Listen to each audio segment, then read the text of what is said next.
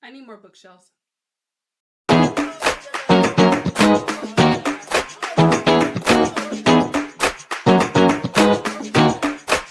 Warning.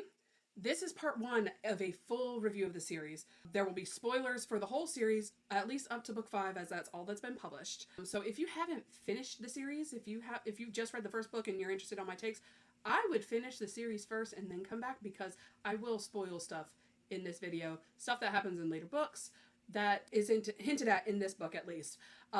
So promise you, if you don't want to be spoiled, just cancel out this video, move on to another one, or and then read it, come back, and then we can have a nice conversation. I assure you, you will appreciate it a lot better if you have finished the series. Also, side note, I did just finish the series a couple weeks ago.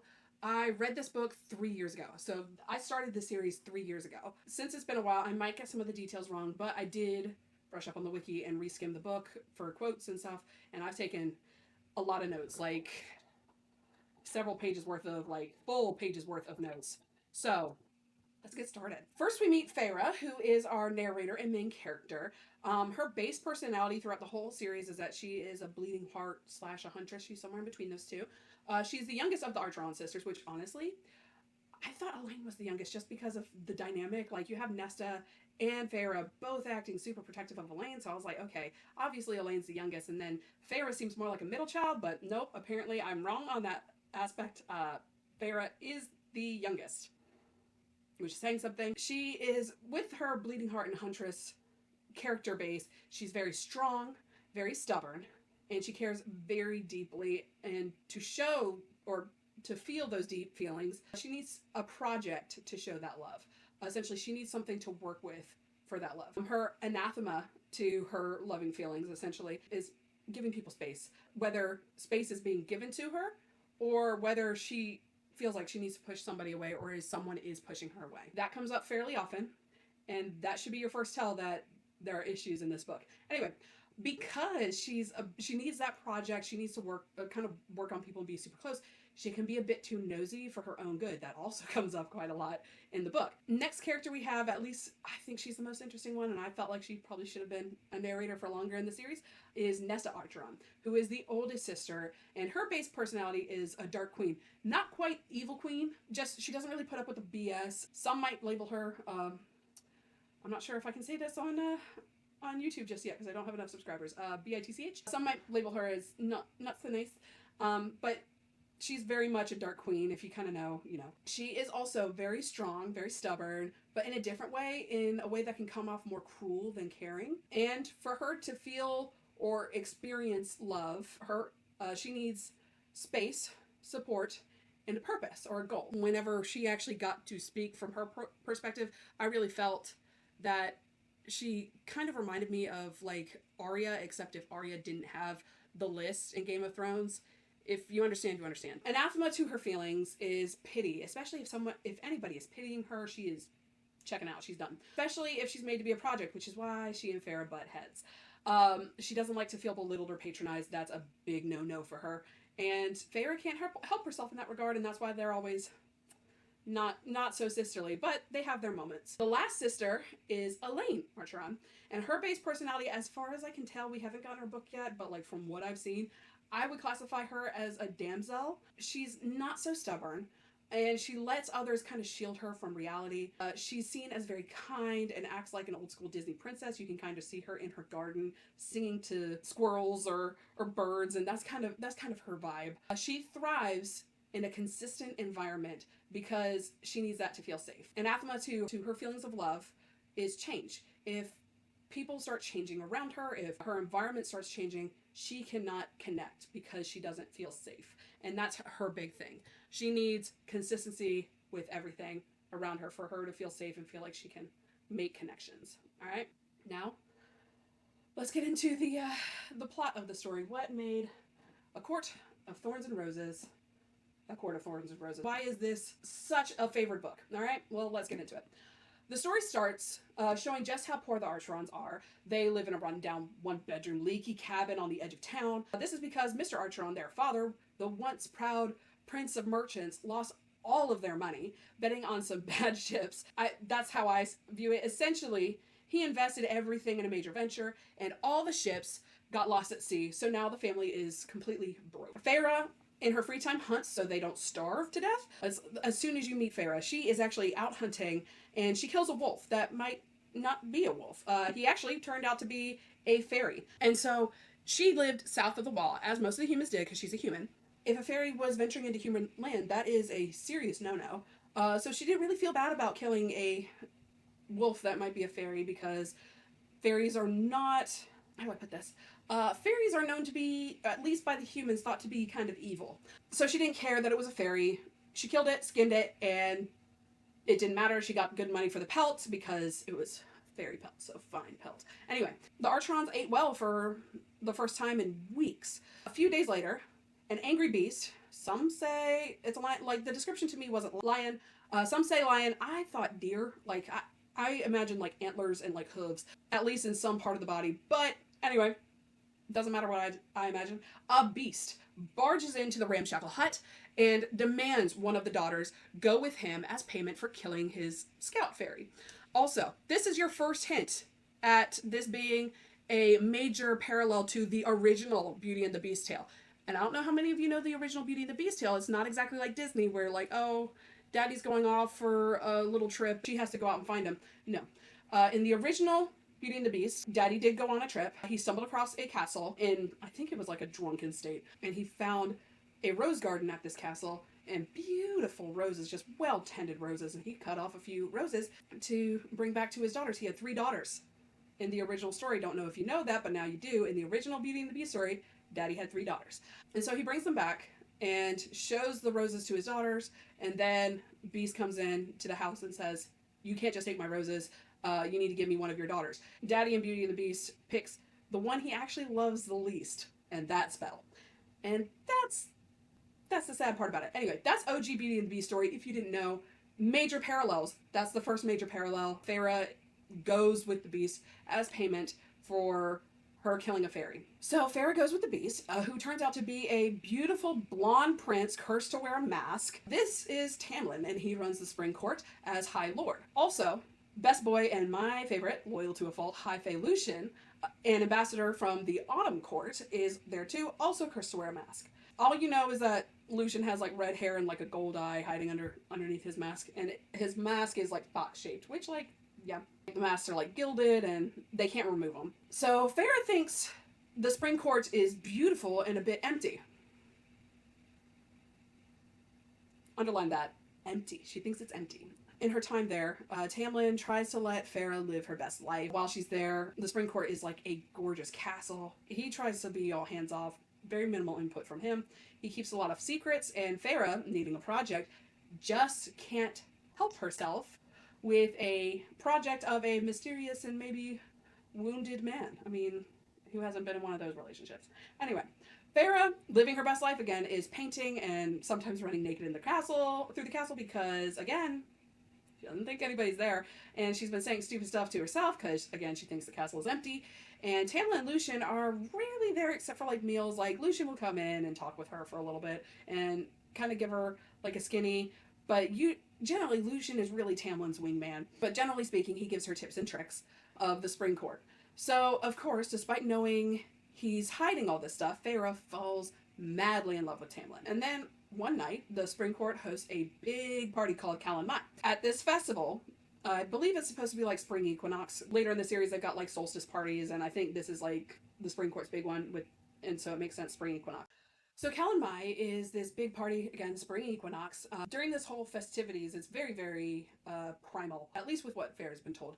Tamlin will absorb all of the magic in the Spring Court as its High Lord, and he will essentially become completely feral. It is a spring festival, so that means it will feature very beastly competition and fertility rites. You know, think of OG Easter before Christianity kind of took it over. Think like back in Celtic times when what those Easter celebrations were like. You got it. Essentially, there will be a very violent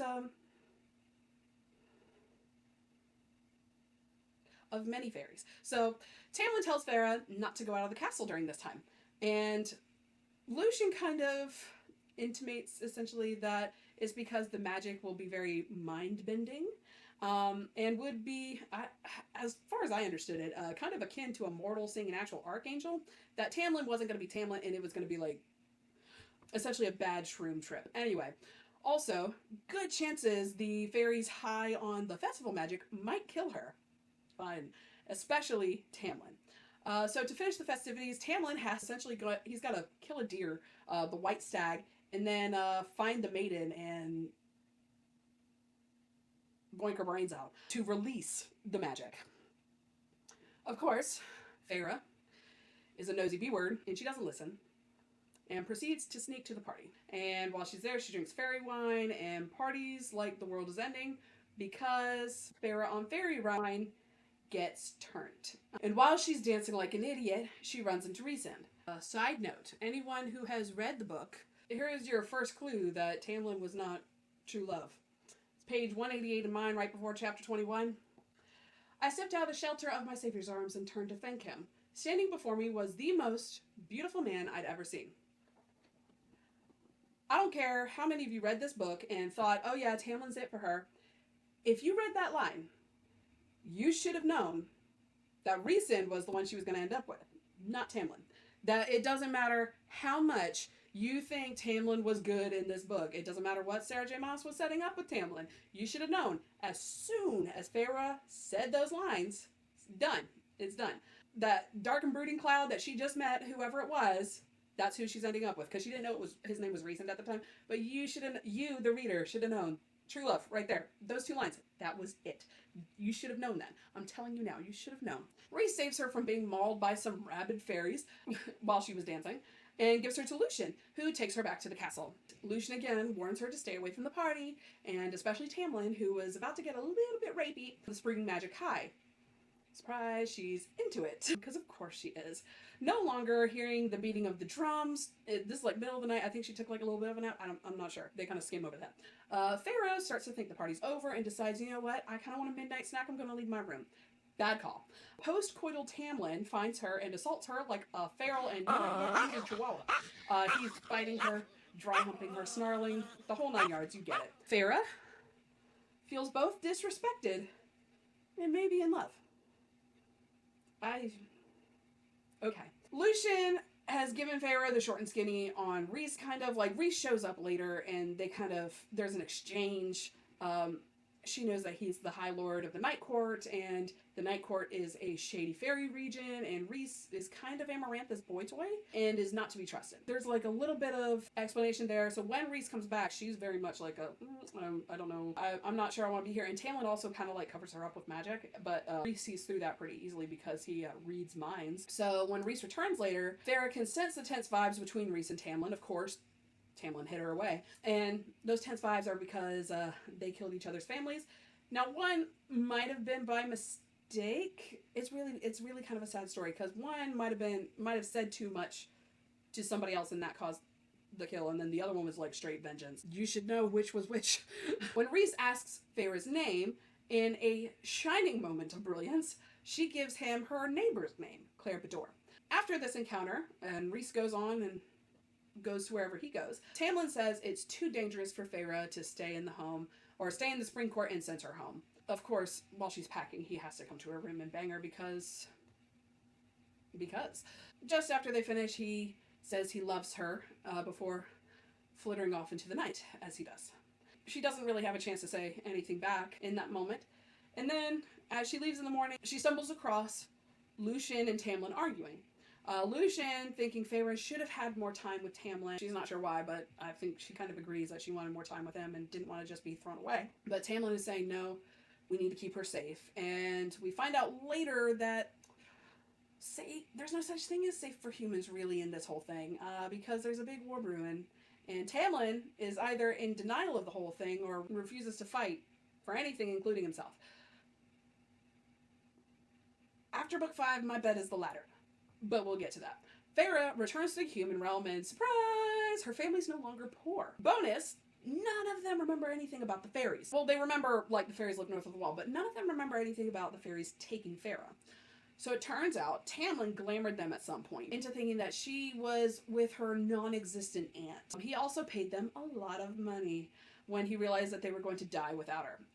And he glamored them to think that the money came from their father's ships just magically returning with the full investment at the beginning. Her family now lives in a gorgeous estate and hosts a ball for her return because they're wealthy enough to do that kind of stuff. However, Nesta pulls Farah aside and tells her she remembers everything, including the fairies taking Farah. That's a real tongue twister. Real tongue twister. Okay.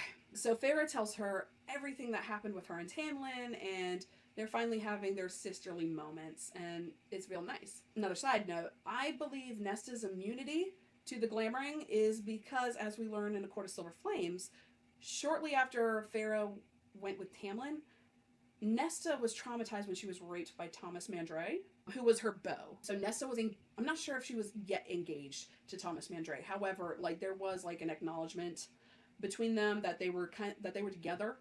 So essentially, Thomas Mandray, he raped her when she asked for help with Farah, or just to help her family along while she went to go rescue Farah, and he was not having it. Nesta, in the book, she just brushes off the relationship with Thomas. Like when Farah asks, hey, what happened with Thomas? She's like, he's nothing. That he wasn't worth her time because he wouldn't help her rescue Farah, when it turns out when she asked, he raped her. So given that the rape happened before Tamlin came back to glamour the family, I think she was too traumatized by what Thomas did for the glamour to take effect.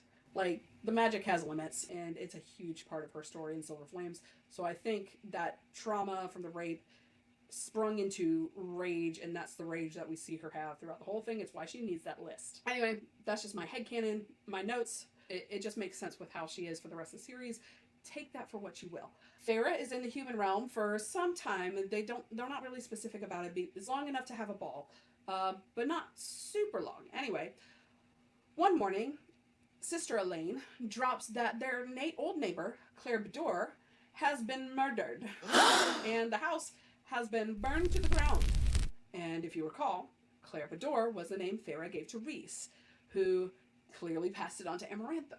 Putting two and two together, Farah realizes the last bastion above the wall, which was the Spring Court, that last bastion that kept the humans safe, is compromised. And if the Spring Court's compromised, it means that fairies have crossed the wall and killed the Bedore family. Thinking that it was Farah and her family, the Spring Court had to have fallen. They're not safe anymore. Again, as I said, it's not long. Tamlin thought, oh, you'll be safe at home, south of the wall. No. Farah tells Nesta to beef up security, just make sure it's airtight, because the human realm is no longer safe, and she's going to do her damnedest to fix whatever's going on in Prythian. Again, that's the fairy realm. I'm not sure if I said that. I thought I have, but if I haven't, fairy realm's called Prythian, and that's everything north of the wall. So Farah makes a beeline to the Spring Court, and she can't find Tamlin. She can't even find Lucian, but she does find Alice, who was her fairy servant lady, kind of like her handmaiden, in the classical sense, not the show sense. Those are two different things. So Alice drops all the lore we needed to know that Tamlin wasn't telling Farah. And you know what? Had he told her, probably would have had some less padding and more exposition. So here's the lore. There's an evil king across the sea named Hybern, who waged war against Prythian ages ago and left his right-hand general in charge of the High Lords of Prythian. And now she's acting more like a queen. That general, her name is Amarantha. Okay? The Spring Court was the last court of Prythian to fall to her because, not so obvious detail, but it's in the wiki, so you can check. I did check. It's in the wiki. Tamlin's father, who was the previous High Lord of the Spring Court, during the war, was kind of on Hybern's side of things. He kind of sided with Hybern during this war on Prythian. I think he was kind of spying, which is probably what led to, like, Rhys's family death, because, like, instead of taking the Spring Court in conquest, she tried to seduce Tamlin, and he rejected her. So she cursed the Spring Court for 50 years, forcing them to wear masks that halved their power, so cut their power in half. And Tamlin specifically has a stone heart to match how he treated Amarantha. Detail. Only way to break the curse, Tamlin had to get a mortal who killed a fairy, one of his fairies specifically, unprovoked, i.e. someone who hates fairies. He had to get a mortal who hated fairies to fall in love with him before the 50 years was up. And that was supposed to be Farah, according to Alice. It was supposed to be Farah. because again, she killed a scout, and she was immortal, and the scout did not attack her, so she killed him, and she was falling in love with Tamlin, doing all the things that she was supposed to do to break that curse. Anyway, supposed to be Farah, but she didn't tell Tamlin she loved him before she left for the human realm, which again, he sent her. So since he wasn't successful in the 50 years that Amarantha gave him, big bad evil General Amarantha came to collect as soon as Farah was gone. Maybe if Tamlin hadn't been lying half of the time, keeping Farah out of the loop, Farah could have comfortably admitted those feelings of love and broken the curse. Whoops. Oh well. Didn't happen. Farah decides that she's going under the mountain to save Tamlin, because we all love when the man is the damsel in distress. We love it. She goes to save Tamlin from Amarantha, so Alice gives her some helpful tips on how to navigate the underground court. First, don't use your real name. Second, don't make any fairy deals. And third, don't drink the fairy wine, because we all know Farah gets turnt on fairy wine. Farah does all these things. It's almost like she can't help herself with it. As soon as Farah is under the mountain, she gives Amarantha her full real name, tells her and Tamlin that she loves Tamlin, and makes a deal to free all of the fairies under the mountain. Essentially, it's a double or nothing bet on herself and her love. Amarantha agrees if Farah passes her 3 trials and solves a riddle. The fairies of Prythian will be free, and Farah can ride off into the sunset with Tamlin, who is currently, as I kind of imagined it, sitting at Amarantha's feet. Exactly how I imagined it was kind of like Channing Tatum in This Is the End. Not in the full gimp suit, but just kind of like hovering there and shaking like a little chihuahua. That's literally how I saw him. Tamlin is quite literally a stone-faced damsel in distress, like just deadpan. And this is through the whole ordeal, and it's really annoying. Between the trials, Farah is forced to recuperate from the physical aspects of it in a stone cell with no medical attention. Pretty much almost immediately, first trial is ready, and the first trial, Farah faces the worm. I have quite a bit of experience. Not, like exactly doing it, but I've studied it, and I talked to people who have done it. I've seen the videos, and I feel very confident that with my knowledge, I could do it, no problem. Now, it's joked a lot that it's an actual worm. Given the description, I kind of saw it as a worm, but like it's spelled worm with a Y, which is more like a dragon. Given the description of worm, it's in the book it's described as somewhere between SpongeBob's Alaskan bullworm and the worms of Dune, and maybe the basilisk from Chamber of Secrets, but it's not described like the dragon worm, which usually has a pair of wings or maybe a pair of claws, like it has paws. And I'm not talking about wyvern that has both paws and wings. I'm talking about it either has wings and paws. That's a worm. The battle, reading through it, that's kind of like the highlight of the whole book. It's really cool, but she barely makes it through. Like, she is hobbling out of there, almost dead. Yet, Amarantha says that she will ask her the riddle after every single trial. And I think the first time that Amarantha hands her the riddle, it's on a piece of paper. She doesn't read it to her outright, I don't think. Maybe she does later. Again, that's a hazy detail. Big problem there. Farah can't read. Is completely illiterate. That's a big plot point in the next book, but yeah, she can't read at all. Big plot point in this book too. Farah can't read, and Amarantha reads her the riddle, but still, Farah is not that bright either. Like, she's just brain-wise, she's not all there. She's brawn, not brain. And so this is the riddle. There are those who seek me a lifetime, but we never meet.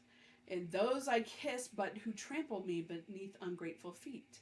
At times I seem to favor the clever and the fair, but I bless all those who are brave enough to dare.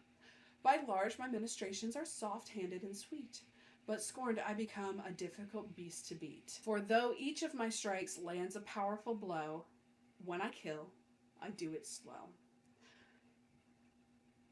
I knew the answer immediately. And the answer is love, if you haven't figured it out. Because Amarantha says, hey, if you solve the riddle, you can go now. Farah just can't, like, I'm screaming, it's love, it's love, it's love, literally from here on. And Farah, like, through the whole thing, she's like, is it the pox? Is it typhoid? Because her mom died of typhoid, of course. The riddle is not that clever. It's very obvious for the average person to figure it out, but Feyre is not average. Anyway, so Feyre doesn't figure it out. She's sent to her cell to rest up for the next trial and is met with Rhysand. Not immediately, he comes by later. Rhysand offers to help her with her trials if she spends 2 weeks with him every month in the Night Court. And again, that's the shady court, at least from what she knows, that's the shady court filled with cutthroats that she's heard so much about from Lucien. She's in excruciating pain, so she agrees to 2 weeks. But the whole time she's like, oh, I don't know how I'm going to do this. The second trial, according to some people, the second trial is janitorial duties. I think that's just part of why they're letting her have a cell. They're like, well, at least she can clean. But if she doesn't keep up with the janitorial duties, Amarantha's going to kill her anyway. Like, that trial's failed. So technically there's kind of 4 trials, but if you think about it now, we're not going to think about it. Anyway, Rhys helps her complete these janitorial tasks. However, he gives her humiliating clothes, like lingerie, to wear while doing them. Like little invisible slips and stuff. Through the most part, he has her tripping on fairy wine for pretty much all of the duties, which again means Feyre is making a complete ass of herself because Feyre gets turned on fairy wine. Now, Rhys's excuse to this is to induce Tamlin into a jealous rage to wipe off that stone-faced facade so that when the curse is lifted, Tamlin will kill Amarantha because he thinks Amarantha forced her into all these clothes. Tamlin knows that Amarantha is forcing her to do all these duties, but doesn't know if it's Rhys that's giving her the clothes or if it's Amarantha. It's supposed to make him think Amarantha's doing it. However, knowing how Rhys proposes to Feyre in Book 2, I'm not sure I buy that story, just because he has a tendency to set her up to make her look like an idiot anyway. Just sometimes. Also, this part is never brought up again. Like, this super embarrassing Feyre making an ass of herself in front of all of the other High Lords and all of the other fairies trapped under the mountain. It's never mentioned again. Rhys never apologizes for making her feel so bad. Nothing. We hear nothing about it. In the rest of the series, the next 5 books, nothing. I'm just saying, if my hubby embarrassed me like that, we would be signing papers. Like, no. I would not have put up with that. Absolutely not. I would need serious apologies for, like, forcing me to dance naked in front of a bunch of strangers. Dancing drunk naked in front of a bunch of strangers. No. Lucien also tries his best to help Feyre, and this is because he is best boy. We love him. He is the best friend, and he's like one of the few actual good friends Feyre has. And he's just a general good guy. But he keeps getting caught because he's not as, I guess, smooth as Rhys. Anyway, he keeps getting caught and punished for his efforts. And this was the actual second trial that nobody really mentioned. Like, I've watched several of these videos to try and, like, recap and figure out what I'm going to say. Nobody has mentioned that the actual second trial was nightmare-inducing for Lucien. Part of her second task, she has another riddle that essentially it's like a multiple choice question riddle. She's given 3 levers to pick from. 2 of the levers are wrong. So if she pulls the wrong lever, it will either kill her, it will either kill Lucien, and the only good lever will set them both free. That one is definitely all written out. And so you have Lucien there pleading for his life for her to just make a decision. Because if she doesn't make a decision, if she just doesn't choose, then she fails the trial and they're both dead anyway. Again, this riddle is written down. She can't read. She can't really get Rhys's help. And Lucien can't really help her, and he's freaking panicking, and he's chained, and he can't do anything. I was so worried for Lucien during this part. It's surprisingly forgotten quite a lot, apparently, in the reviews, but anyway, that happens. That's the actual second trial. Janitorial duties is just janitorial duties. I just figured I would remind y'all if you forgot. Now it's time for the final trial, which was stab several innocent fairies in the heart, which was traumatizing for Feyre. I mean, it would be traumatizing for anyone who's not a serial killer. Amarantha lines up the fairies that she's supposed to stab, and Feyre stabs each one of them, guilt-ridden because each one of them dies. Except the last one, Tamlin. Now, here's the thing. Remember that Stoneheart comment? One of the other fairies made a comment about Tamlin's Stoneheart, and it was just odd enough that it stuck in Feyre's mind. Although, before she remembers that little piece, she really wrestles with it. Essentially, every fairy's brought up to her and the bag is removed and she sees their face as she has to stab them. That's essentially how it is. When Tamlin's brought up, he's got a bag on his head, and so bag is removed and she's about to stab him and she stops. And she really wrestles with it until she comes to the conclusion that Amarantha wants Tamlin for herself. Like, that's this whole thing. Amarantha wants Tamlin. Amarantha would not put the man she loves in a position where he's not going to survive. At least not without an ace in the hole. And she remembers that comment that other fairy made about Tamlin's heart being made of stone. And she realizes that that's not actually a metaphor. So she says, "I love you, Tamlin," and stabs him in the heart. And it doesn't kill him because it's made of stone. This kind of parallels to a theory I kind of agree with. There's a theory going around that Tamlin and Amarantha were actually mates, and that's why Amarantha's like so gung-ho about seducing Tamlin. And Tamlin is all, no, I don't want that, because he can't come to terms with the fact that he deserves a woman like Amarantha. It kind of tracks. I kind of get it. Essentially, Farah completed the trials, and the fairies are free. Right? Wrong. Farah didn't solve the riddle, and Amarantha is so pissed about being outsmarted. So what does Amarantha do? She agrees Farah will leave in a body bag and proceeds to break every bone in Farah's body, which again kind of points to Tamlin being Amarantha's mate, because, or who else acts like that in the series if they see their mate in peril like that. Yeah, Rhys does try to jump in and stop this massacre, but Amarantha easily overpowers him because, again, she's halved all the High Lord's powers, and yeah, it's just not pretty. In Farah's final moments, she solves the riddle because, of course, concussions are the perfect boost for brain ticklers. Just ask your favorite football player. This immediately breaks the curse, holding all the High Lord's strength back, and Tamlin goes full beast mode and tears Amarantha to shreds. However, Farah's neck was snapped, and she's flatlined. Here's the thing about fairies, and this is common with like almost every fairy lore. If someone owes them a debt, it must be paid. The High Lords owe her a debt for saving pretty much all of fairy kind, all of Prithian. And her being dead, they can't pay her back, and that's a problem. And so they combine their magic to bring her back to life, now as a fairy. Farah is thoroughly traumatized by the whole ordeal, and we're seeing the start of an existential crisis as Tamlin takes her back to the Spring Court. And Tamlin's kind of acting like they can have their 1950s suburban life where he's doing all the work and she's at home. He's acting like Gaston here.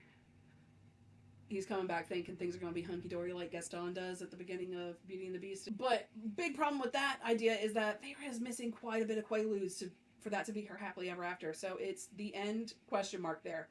Again, not actually the end. There's a book 2. So that's A Court of Thorns and Roses. I'm going to do a tier list right here and put it in my rankings. Again, I've already rated the whole series, and so this is just where they end up falling in. For me, this book is number 2. Out of 5, this is number 2. Y'all might disagree with that one. However, the reason why I say it's number 2 is Farah has a lot of drive, and the world is interesting, and you're kind of getting this dynamic feel. And while the book is a digestible fairy tale retelling with a twist, I think a lot of the lower ratings for the book tend to be from people who go back and read it and go like, I can't believe I liked Tamlin so much. But they rate it lower because it's kind of like looking back at an old relationship. But the way Sarah J. Maas frames the story as something for us to dip our toes in by framing it in a fairy tale retelling like Beauty and the Beast that's so recognizable that you can follow the beats and go along with it, it makes Farah more relatable in that way. And so the story is a lot more interesting. While there are parts of the book that feel like there's a lot of filler, a lot of stuff that probably could have been cut out in the end, it feels like it's more of a genuine Farah's still learning this world than it does in later books, which I'll go into in the next video. So if you like this, follow. I'm going to do all 5. I'll set it up as a little series. But if you liked it, comment, subscribe, and tell me what you think. I'd love to hear. See you next time.